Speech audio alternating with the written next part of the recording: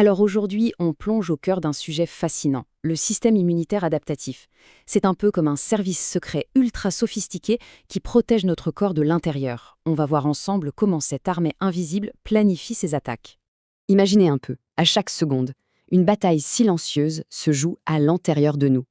Des envahisseurs tentent de s'infiltrer en permanence, mais notre corps, lui, a mis au point une stratégie de défense juste remarquable pour gagner cette guerre.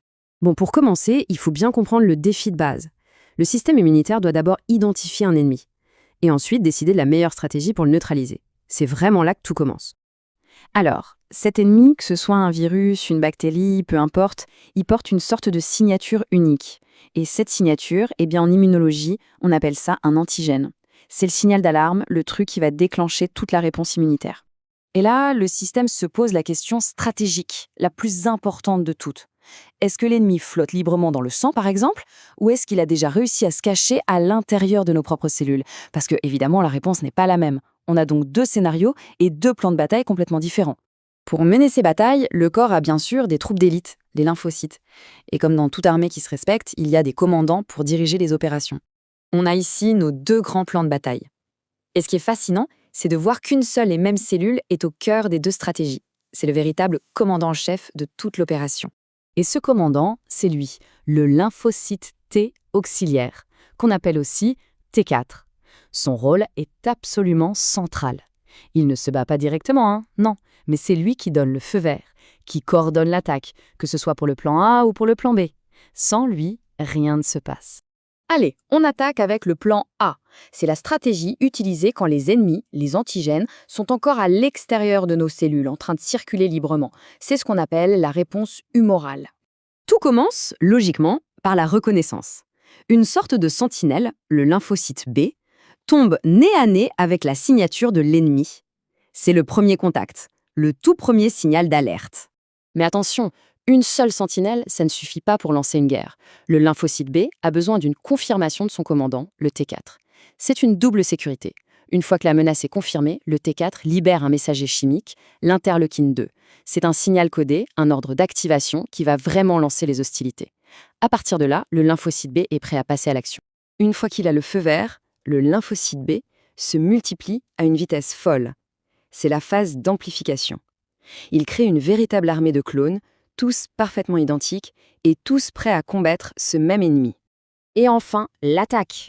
Cette armée de clones se spécialise. La plupart deviennent des plasmocytes, et des plasmocytes, ce sont de véritables usines qui produisent et libèrent des millions et des millions d'anticorps. Il faut voir ces anticorps comme des missiles à tête chercheuse. Ils vont se fixer spécifiquement sur les antigènes pour les neutraliser et les marquer pour destruction. Ok, ça, c'était pour les ennemis qui se baladent à l'air libre. Mais que se passe-t-il si l'ennemi a été plus malin et a réussi à s'infiltrer à l'intérieur de nos propres cellules? Là, il faut une stratégie complètement différente, l'assaut cellulaire. Ici, la reconnaissance est un peu plus tordue. Une cellule de notre corps qui était infectée va, en quelque sorte, trahir l'ennemi en présentant un petit bout de lui à sa surface. C'est un appel à l'aide, un signal pour dire « je suis compromise ». Et ce signal, il doit être reconnu par deux cellules en même temps. Le commandant, le T4, et un soldat d'élite, le lymphocyte T cytotoxique ou T8. Et cette double vérification par contact direct, elle n'est pas là pour rien. C'est un mécanisme de sécurité qui est absolument essentiel pour s'assurer que le système immunitaire ne se mette pas à détruire des cellules saines par erreur. La précision, c'est vraiment le maître mot ici. Une fois que la cible est bien confirmée par le commandant T4, l'ordre est donné. Le lymphocyte T8 se multiplie à son tour, mais cette fois, il ne crée pas des usines à anticorps. Non, il forme une armée d'assassins d'élite spécialisés dans le corps à corps. Et là, l'assaut final peut commencer. Ces clones, qu'on appelle maintenant les lymphocytes T effecteurs, se mettent à patrouiller dans tout le corps.